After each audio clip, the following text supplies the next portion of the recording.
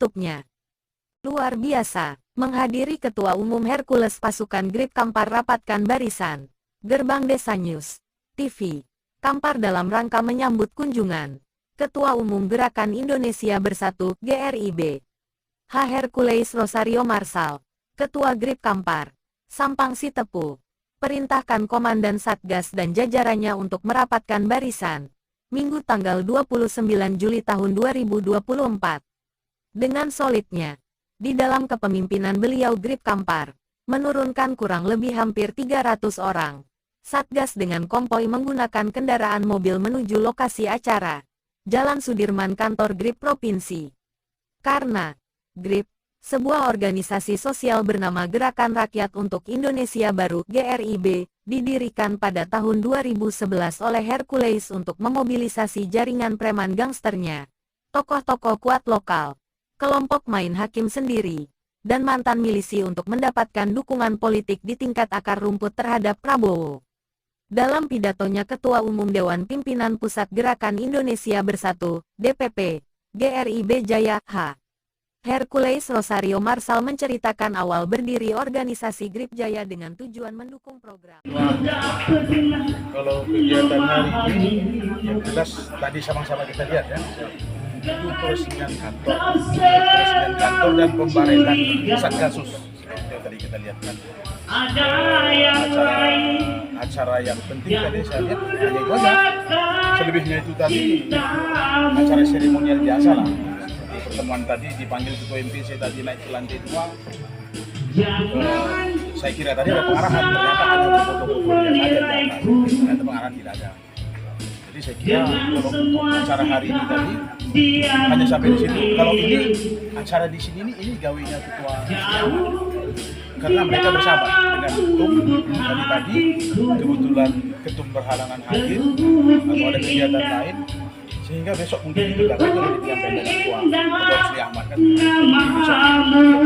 jadi apa lagi kira-kira? Jadi motivasi ketua menjadi membentuk di Kampar kira-kira gimana Ketua? Motivasinya sih seperti ini.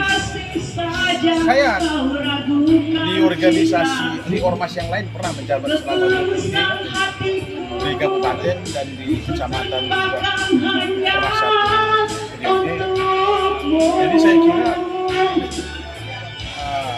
motivasi saya itu bagaimana anggota yang ada ini. Sering saya bilang kepada teman-teman semua kan gitu, yang masuk organisasi itu ormas itu semuanya punya tujuannya ada. Yang pertama tujuan mereka itu adalah mencari perlindungan, gitu loh, mencari perlindungan karena mungkin hartanya banyak atau lain sebagainya. Yang kedua hanya mencari teman. Yang paling mengerikan ini terakhir, di rumah dia nggak ada beras lagi, nggak ada beras, nggak ada belanja, rumahnya punya nyewa gitu loh. Jadi ketika kita melihat, saya melihat itu kita bilanglah dulu di warung atau di mana-mana, mereka itu tidak ada seolah-olah tidak ada kesempatan. Ya, gitu loh. Jadi dengan berdirinya ormas seperti ini, kita bisa rekrut mereka. Kita bisa rekrut mereka. Dengan kata lain, kita bisa berdayakan mereka, gitu loh. Dengan kegiatan-kegiatan ormas, kita kan tahu sendiri kan itu ormas itu kan sosial kontrol, tapi kita juga harus bekerja, kita bermitra dengan perusahaan lain atau kita membuat inisiatif sendiri untuk membuat usaha, gitu. Sehingga orang yang seperti tadi itu bisa terbantu. Karena di benak mereka itu gini aja, ketika saya pergi dari rumah, saya bisa bergaji 100.000, sekian ribu untuk anak istri saya, sisanya udah bisa saya ngerokok. Saya kira seperti itu yang paling penting menurut saya. Makanya saya sangat terinspirasi masuk organisasi. Dan saya lihat tadi seperti ketum tadi menyampaikan ke kita semua sama-sama mendengar tadi. Kira apa yang disampaikan ketum tadi itu sangat luar biasa. Seorang ketum berani menyampaikan hal-hal seperti itu di depan. Begitu ramai masyarakat tadi, begitu tadi ramai anggota kita. Ada tadi 3.500. Dengan menyala-nyala beliau berkata, apabila saudara tidak melihat ketidakadilan hukum, tabrak, kan begitu kira-kira tadi. Laporkan begitu.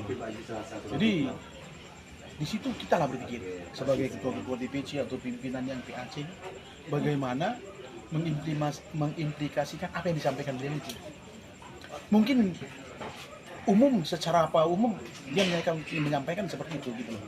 Tapi mungkin nanti secara pribadi dia berkata, kau bagus kan anggotamu, kau cari uang, seperti itu kira-kira.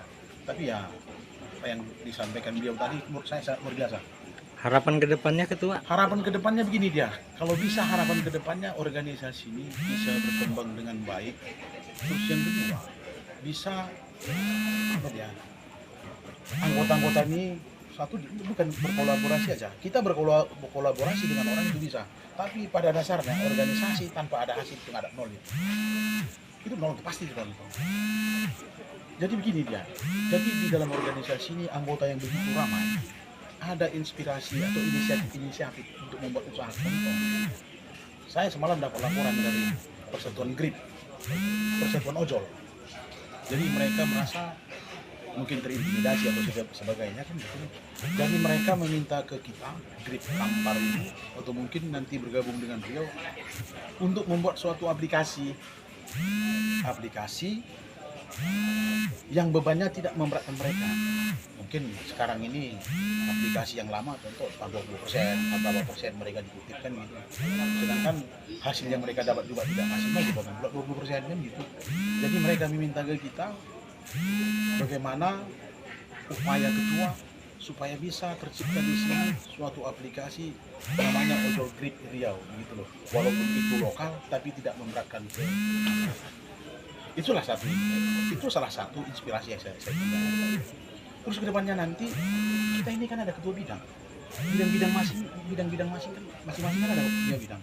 Jadi berdayakanlah itu gitu loh. Apa yang dibidangi beliau gitu loh. Apa yang dibidangi beliau suatu pertanian. Sekarang ini banyak di bidang ini masih banyak kita lihat apalagi di Kampar. Di kantor kita sendiri banyak anak-anak yang terlantar.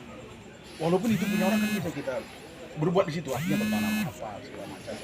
Terus yang kedua seperti tadi yang disampaikan tadi itu mana kita tidak lihat ketidakadilan, kalau menurut saya ya kalau nggak ada tabrak aja. Jadi Kampar siap itu. Saya kira itu yang disampaikan. Oke, terima kasih. Terima kasih kedua. Oke. Jaya!